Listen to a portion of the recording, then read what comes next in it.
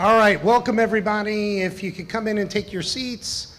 Again, like I mentioned earlier, we are live streaming all of our talks today. So if you miss any of our panels and you want to go back and review them, you can review them on our YouTube channel, as well as fill in on any of the unseen panels, or if you want to just refresh on something that you learned today.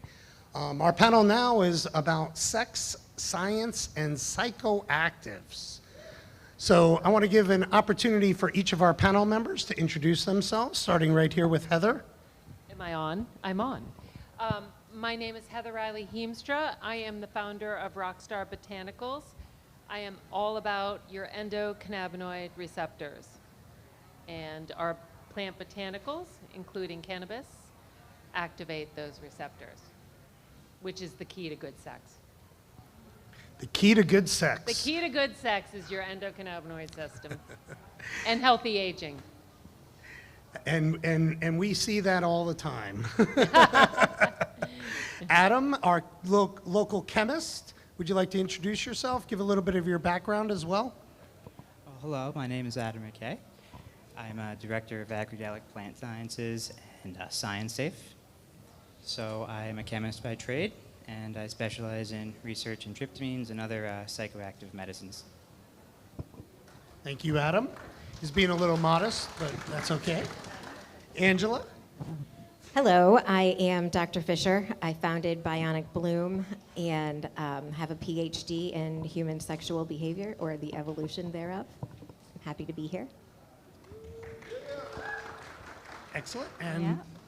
I'm Cheryl Moore. I get to work with the Dr. Angela Fisher at Bionic Bloom as a trauma-informed certified hypnotherapist. I'm a PCC credentialed coach, educator, and consultant. I've been working in the community for the last 25 years. I was very fortunate to have my path cross with Dr. Fisher a few years ago and entering into the psychedelic healing space, and I'm here for it. so I guess to start this off, my first question is for Angela, Dr. Fisher. What are some of the common themes sexually that people come to you and they look to utilize psychoactives for? The common themes is an easy question. Generally speaking, it's anxiety, trauma, or age-appropriate growth and wellness. My favorite theme is the less spoken about topic as it relates to men and their relationship with their sexual ability. Primarily, that one little piece, men and their connection to their quality of erection, we'll say, is probably one of the most profound problems to be solved. In fact, it's probably one of the driving forces for why I went into sex therapy in the first place, because men tend to make less favorable decisions when they don't have a strong connection with their vitality. Interesting, interesting. So Heather, I know you've developed a few products to help in the sex space with both men and women. What are some of the things that you have experienced with your products in enhancing the sex lives of maybe some of your clients? Well, we have, as women, the highest concentration of endocannabinoid receptors in the body of every female mammal. It exists in your sexual organs, your vulva, your vagina. Mother Nature was not fooling around here. She really had a plan. And if you are able to nourish this first chakra, these super tender tissues, with plant actives that activate the endocannabinoid system, you're able to achieve homeostasis in the body. The number one reason I get out here and speak is because I want people to understand that we need to fund research into the endocannabinoid system, because I seriously will tell you, this holds the secret to menopause. What does the endocannabinoid system regulate? Your body temperature, your mood, your libido, your appetite. It regulates your sleep. It regulates pain function. So when you nourish these receptors with phytocannabinoids, the cannabis plant, and other plant botanicals, because Mother Nature did not just put all this magic into the cannabis plant. These phytocannabinoid properties exist in other plants. So if you are able to nourish these tender tissues, your first chakra, your root, your sex organs, with these plant botanicals, you can nourish your body's ability to balance itself. You can keep your libido through menopause. You can keep your ability to produce moisture. It's such a big joke. Oh, we women, we hit menopause and then we're all dried up, and oh, we don't this and we don't that. We don't squirt, all this other stuff. It doesn't need to be that way. But nobody is addressing this from a cellular level. And the endocannabinoid system is the secret to this. And I understand it's only 60 years old. We're only just discovering this system. But we need to fund the research into activating this system. Because us stoners are not the only ones who deserve to have our bodies activated. And not everybody wants to change themselves by smoking weed. And plus, when you're smoking weed, you're not necessarily nourishing your endocannabinoid system fully because you're not getting all the terpenes. You're getting a really high THC plant. Let's talk about all the plant phytocannabinoids that we can apply topically that don't have to interfere with your liver, your kidneys, your digestion. I'm a colon cancer survivor. I have half of my digestion, so I'm not about anything that I ingest. I want to stay sexy and healthy and juicy way past menopause, and I am. I'm closer to 60 than anything, so I'm fully here to say you can nourish this system by applying topically where you have endocannabinoid receptors. So obviously, it brings balance back into our bodies. Now, psychoactives, you know, I heard a very good explanation of how anesthesia decreases our awareness so we can go under surgery, and tryptamines increase our awareness. So they increase our awareness so we're more aware, and I feel like sometimes during sex we just go through the motions and we're not aware of it, but there is something biological that's happening, and I may want to get a little bit nerdy here with Adam to explain. I'd like you to explain a little bit about, you know, oxytocin, how chemicals are released in the body, and how that relates to maybe serotonin and the good feel molecules that are activated when we may use things like tryptamines or psychoactives. Well, that is a pretty diverse list of things to go over. Putting you right on the spot. The oxytocin, it's very well known as like the cuddle hormone or the love hormone, but it serves a large amount of purposes. It's medically used to induce labor. I think it's it's like millions of a gram can just even subcutaneously administered just induce labor. It has parallel effects that it works in a system with vasopressin, which is a vasoconstrictor. And those are two oligopeptides, which is really just like a tiny protein. There are maybe less than a dozen amino acids long, and they're hormones that are not steroidal, or non-steroidal hormones. That's to compare them to like the dozens or so very similar steroidal androgynous hormones like androstadienol, androstenol, and whatnot. And those all have a very interesting biochemical pathway where they interconvert. And another fun fact there is that men and women, of course, have estrogen and testosterone, and they can convert within each other. And that probably leads over to the other systems. The serotonergic signaling system is one of the oldest signaling systems in neuroscience. It goes way back beyond mammals and vertebrates even. And that's because serotonin itself is a pretty basic molecule. It's, if you can imagine a shape, it's like a 6-membered ring with an extra 5 on it. On the side, it's very stable, it's very flat, which turns out to be important for fitting in receptors. And the tryptamine family of compounds It's one of the main families of compounds. It contains things like DMT, dimethyltryptamine, derivatives of that like 4-hydroxydimethyltryptamine. That's a mouthful, or another way of saying psilocin. And 5-MeO-DMT, which comes from the bufo toad. They're all in that family. Actually, lysergamides are a derivative of that. They're what I just described with the little extra on top. So LSD is basically DMT with a little extra fun added to it. And those all fit into the receptor for serotonin.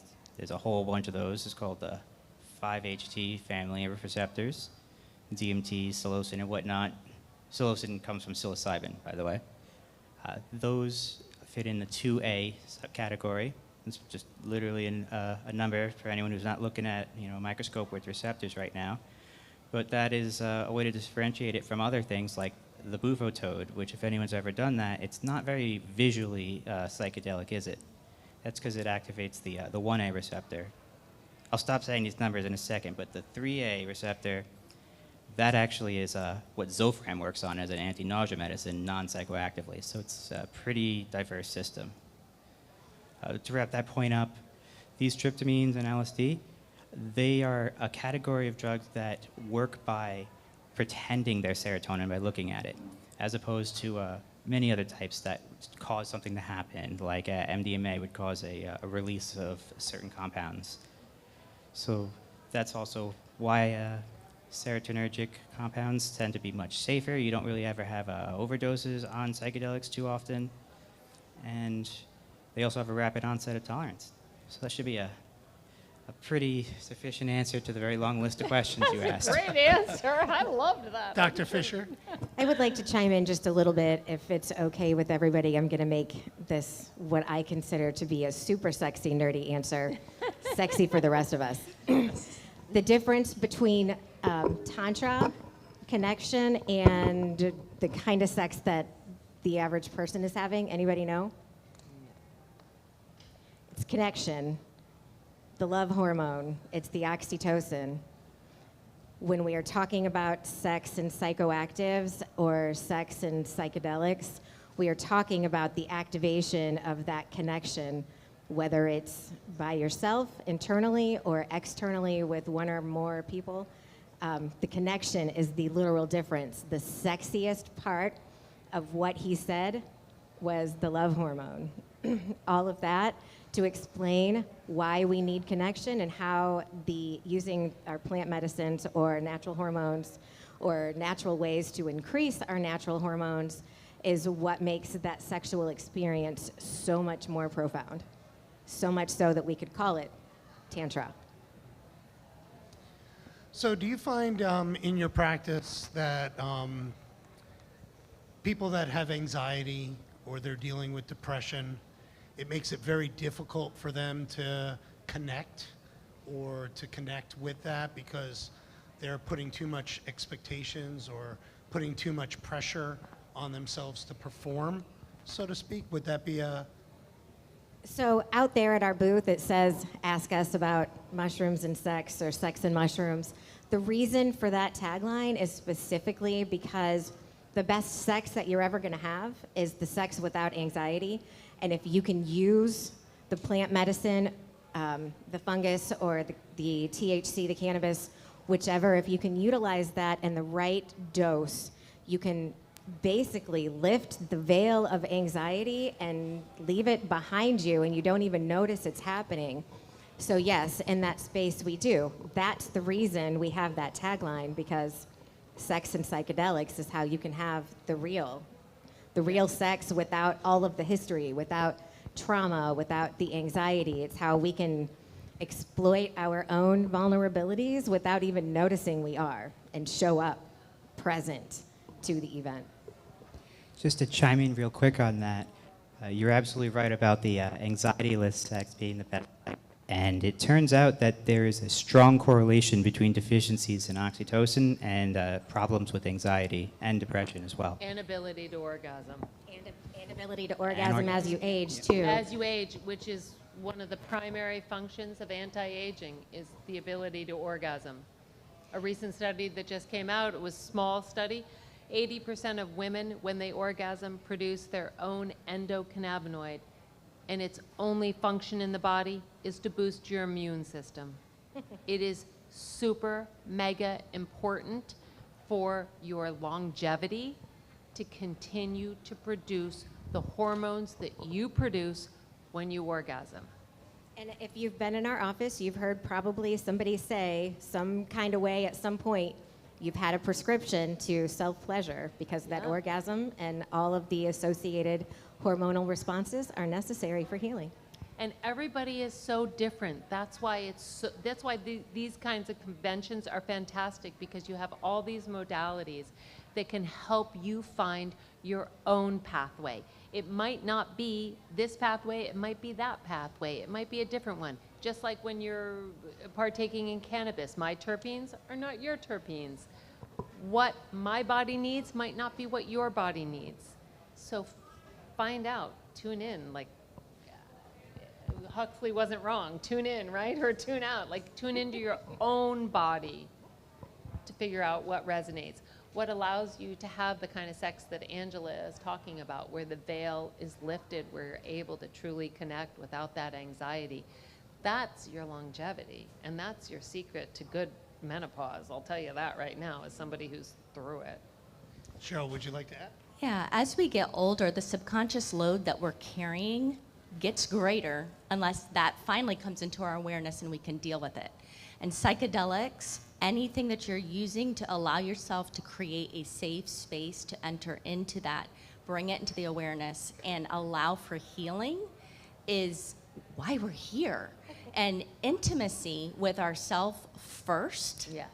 must take place in the context of healing before we can actually truly share it with someone else. And when you have that connection with someone else, I mean, you're talking about the fountain of youth. It keeps giving and giving.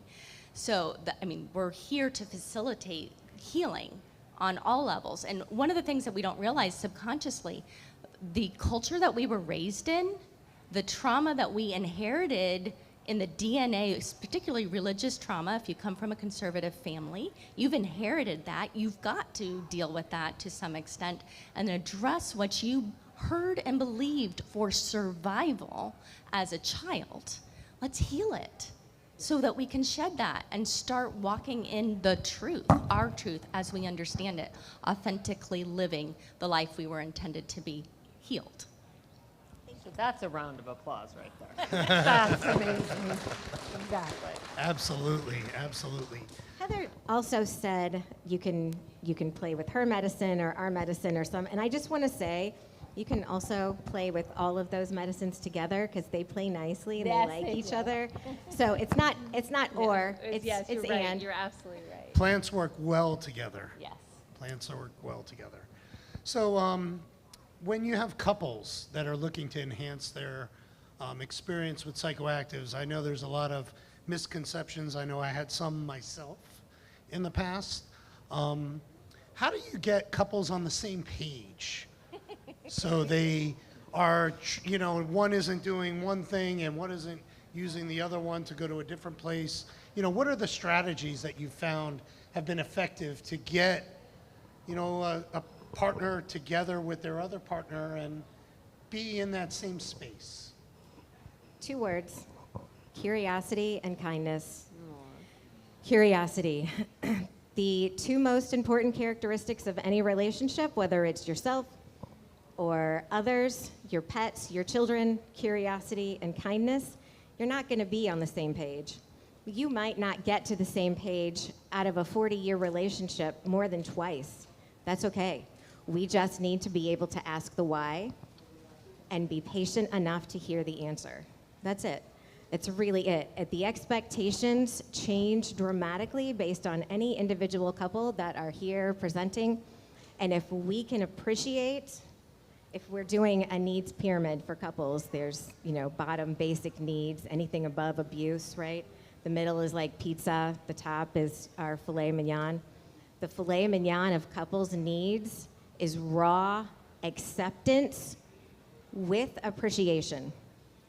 You ask those questions, it's the why. So we don't have to show up at the same place at the same time.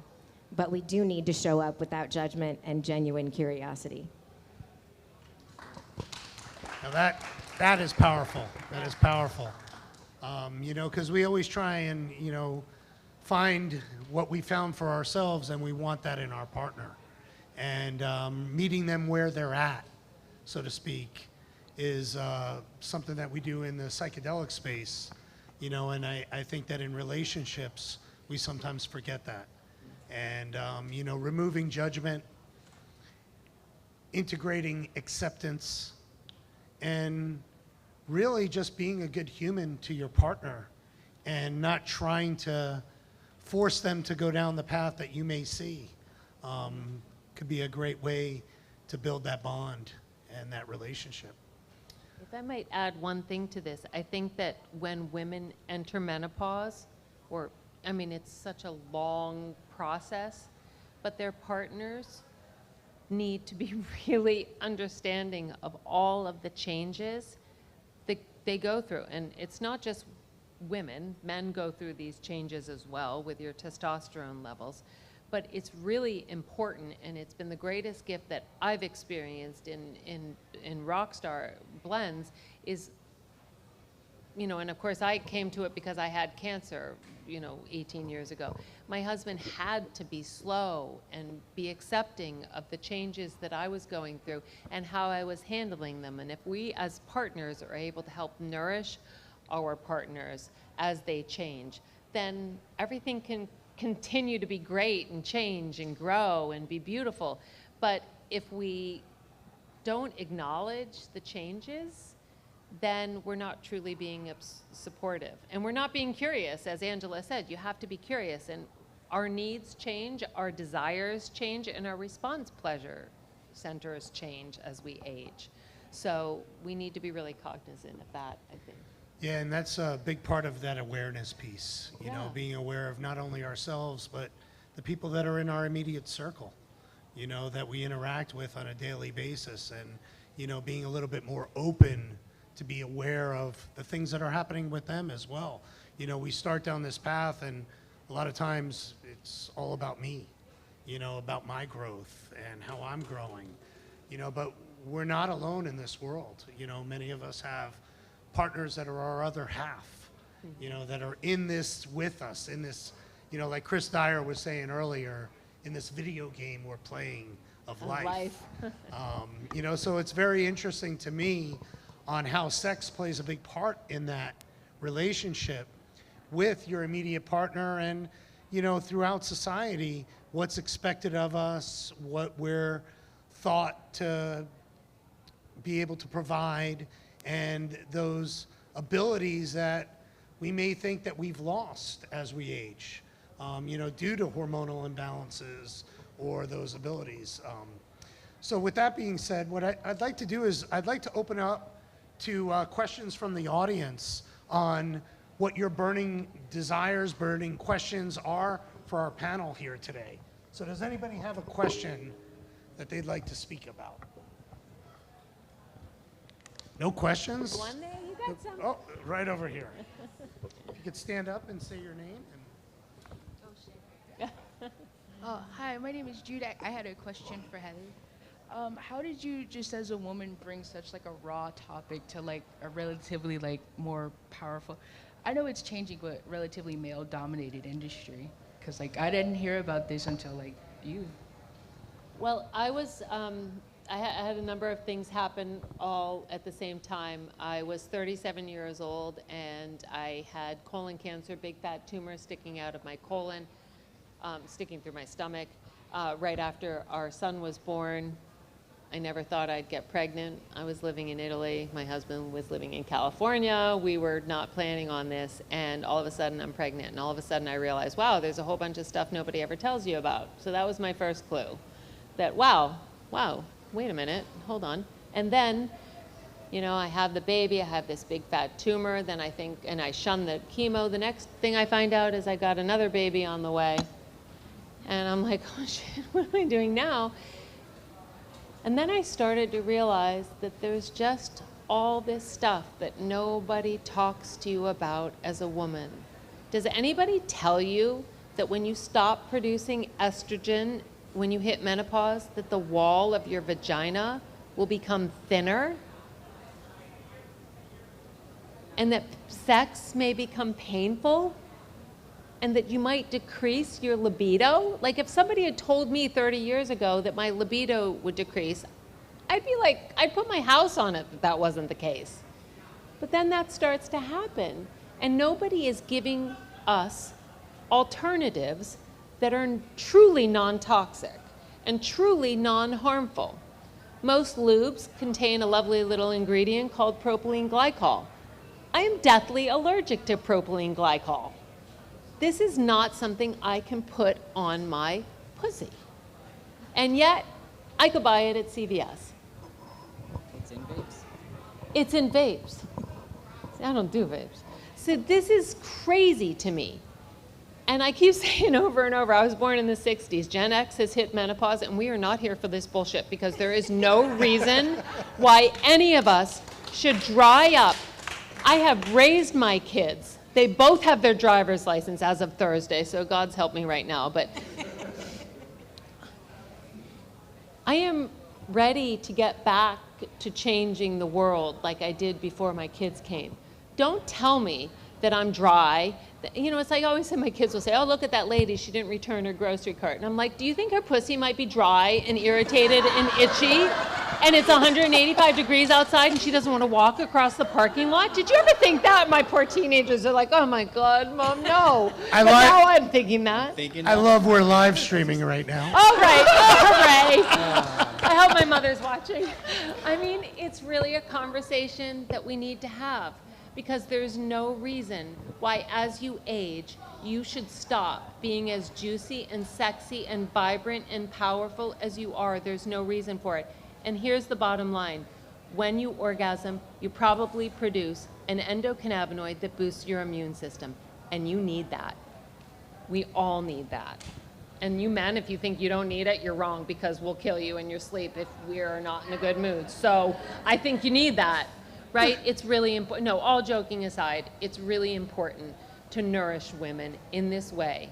And if we don't start having and you know, I got nothing left to lose. The Grim Reaper stood in the corner of the room and said, hey, I'm here for you, baby. And I said, I'm still not going to have the chemo. You can go log yourself, like I'm not doing it. And I'm still here. Well, And I on think top that of deserves an applause. Right? Like, you got to take care of yourself. Take care of your pussy now so you don't have to later. I hope my mother hears that one too. I want t-shirts that say, I want to have a juicy Heather pussy. Then my grandmother really will come down from heaven and I will be so out of here. That's the saying of the week. Okay, anybody else have any questions?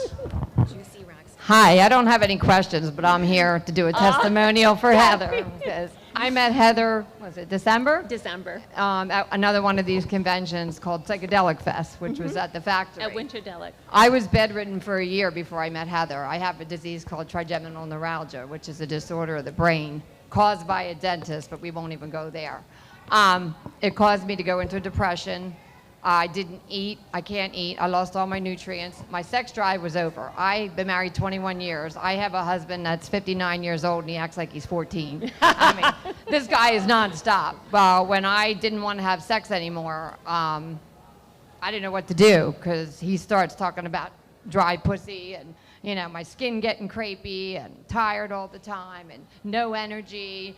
So thank God I met Heather, because not even 4 weeks after I started using her product, and I rub it everywhere, basically in my pussy, around my ass, under my arms, under my boobs, and yes, it made my boobs grow.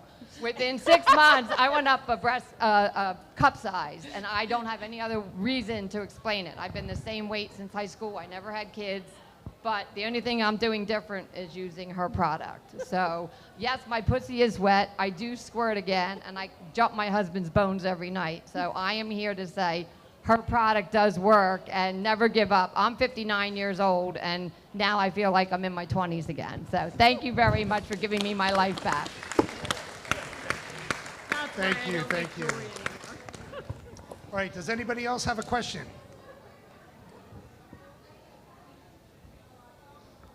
Hi there. So you guys talked a lot about sex and like being on different psychoactives during all of that. Do you feel like there's stronger connections through different types of like psychoactives? Like for say we had sex on DMT and LSD together, like. That's for you guys. Well, good luck with DMT. I was gonna say the same You might not be thing. able to put the pipe down by the time you get started. Also, if you're Ayahuasca's another combining story, those two- The answer is defer. yes. The answer is definitely yes, and it should be individualized. And what was the number one rule of any relationship? Curiosity and kindness. That's not wrong or different with your relationship and your psychoactive. You need to be able to stay curious. One of the things that I think we do that might be a little different than another wellness center or another therapy center is teach you how to connect with the inside of your body so you can hear those messages. And when you understand what your body is asking for, you can deliver it like that. And if you were looking for suggestions, definitely mescaline or any kind of phenethylamine, 2CB or any 2C series would be very good. With a microdose of cannabis, actually. Just sprinkle it on top of everything. Okay, so this needs to be a whole nother panel where we like sit there with a little notepad.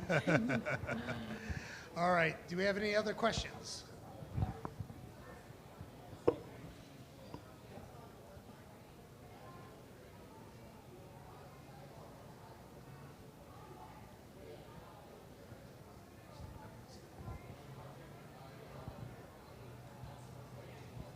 Hello there.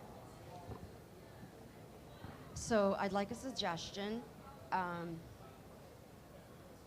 lost my libido 7 years ago when I started long-term chemo. I was Samantha all the way. I had the lottery winner of orgasms and then some. I went from that to zero. What do you suggest I can, the idea of microdosing, sprinkle on, add to cannabis to regain some part of me? Obviously, as you know, it ruins everything, so obviously cannot have children. But I am a stage 4 survivor. Lung cancer, not smoker. I know, funny. So being that I lost that and my last estrogen showed me at something like 30, and when I asked this procedure you do that's not covered by insurance will get me up to like what? Oh, I says, oh, like 300s. I go, that was me, hello. What can I do? Okay, well, I can start by saying you can apply botanicals directly to your vulva that will increase your body's ability to orgasm. So that is one avenue. It is topical, it is not ingestible, it's not smokable. And I speak to this because Like lotion? It's, well, what I create is a topical botanical product with a base of fractionated organic coconut oil, 16 other botanicals. They're phytocannabinoids. There are pathways to activate your endocannabinoid system, and the highest ones exist in your vulva and your vagina. You can go right there and apply topically and get into your body. Now, I'm going to pass the mic over to the scientists here so that they could talk about things that you can ingest, right? And Angela is probably your best person here, and you're probably in the best hands right there. Teach me the way. I turned 51 this year, by the way. So I'm right I there with you, chose to sister. stop chemo. I was supposed to be on it. IV chemo. I went from every 3 weeks for a year plus to every month. I was supposed to continue on it, which I don't understand why, because it took away the remote control of the body. This, Yeah. my brain, Yes, like it's not even funny. It's so true. It really does reduce neurological function, but you can rebuild Everything that. you guys are saying is Dr. Coro, my neuropsychologist, Right. which she's against psychoactives, but she says, show me the science. Show me the science. Wow. The science exists for your endocannabinoid receptors in your vulva and your vagina, and you can activate those. I will pass the microphone Yes, over to please. Angela because she's the expert on the healing of this kind of a trauma. Okay. But I can speak to the actual science of activating this system, which will get your libido So to THC. fire. THC. Or Delta. THC is only one component Which should of I a use? miraculous plant. You need the entire plant, the Full entire spectrum. entourage. CBD, CBG, CBDA, all of it. I am not a fan of any isolate. I mean, blow a big bong hit full of THC. I'm all about that for sure. That's great. But I really want for the therapeutic effects, the full entourage of phytocannabinoids. So again, Angela is the trauma expert, but I can speak to the science of how you rebuild that actual bodily function to just get that to fire again, to get your body to say, hey, yeah. Regrew Yeah, it's like what's the word? retraining your Neurons. system. Yeah. One of my greatest success stories come from vaginal rejuvenation therapy. Women who have actually, women who have actually gone and tried to, like, do surgery or had bad perineum tears and don't have those sensations. You can rebuild those cells, those nerve endings. If they're not completely dead, you can get them to refire. So the question, as I understand it, is based on varying levels of complexity. The question is, can I get my libido back, and how? I guess that's two questions. The answer is absolutely, 100% positively, you can have it back. The how is not so easy. That is something that we would address from actually mind, body, and spirit. It wouldn't just be one piece. If you're working with us, we would want to address every piece of it. We want to build your confidence. We want you to walk in your sexy heels and look at those gorgeous calves in the mirror and see how much you love yourself, and also give you the full function of libido. There's a lot of hormonal issues that are happening there. There's age-appropriate issues that are happening there. And to address the entire, to address the whole picture requires a lot more complexity, which I would love to have a longer conversation about. But the short answer is, if you have a libido issue, it doesn't matter how old you are, we can help. Yes. Thank you very much for that question. Anybody else with a question this afternoon? Gosh, where am I? I just wanted to add into that. There's a couple of simple solutions that might help along the way that are worth trying. DHEA is an over-the-counter supplement that might be a pro-drug for various hormones. And then, of course, I'm sure you've tried the actual hormone therapy. There are plenty of different ones. You got to kind of work out those specific levels. And there's all sorts of things. A lot of cancer patients can't take hormones. I was just going to replacement say therapy. that because the estrogen, depending on her Yeah. kind of cancer, could be a problem. That's So part of how I came to my formula, is nobody knows why I got colon cancer, and they don't know if it was estrogen-induced because I don't carry the Lynch genes, so that means it could be estrogen-induced. So I don't do any hormone replacement therapies. And I wouldn't just casually say go do any of those things, while the DHEA would incite some testosterone, which would bring your libido back. That may not be the best route, and maybe having a bioavailable something else would be a better solution for your specific problem. Yeah, so never take any of these things. You'd have to do it under medical supervision, of course. I am not a doctor, so this is not medical advice. Hey, my name is Jasenia.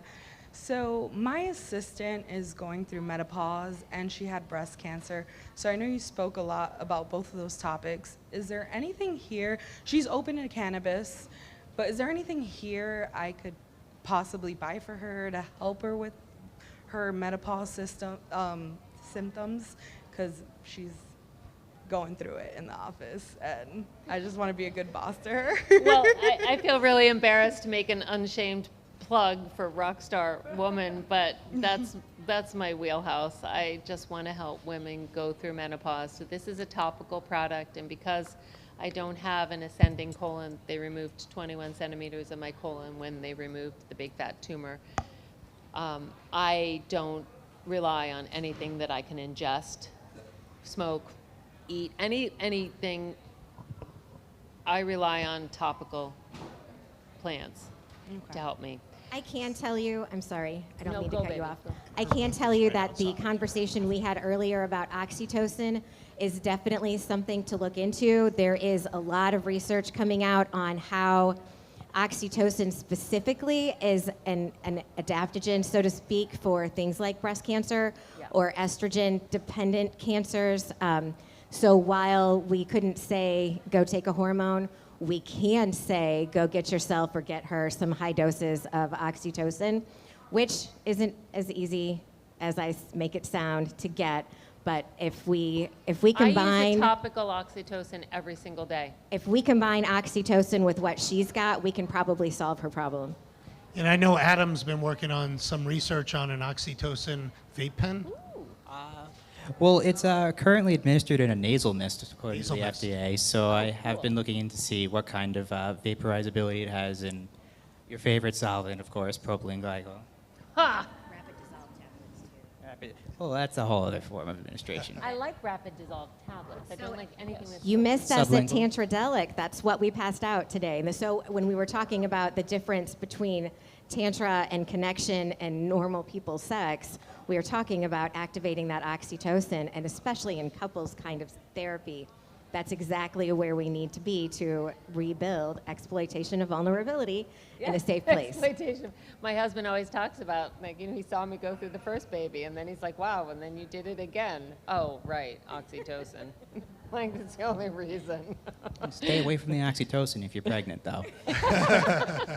Well, we have time for 2 more questions. Anybody have a burning question? They want to hear the P word again?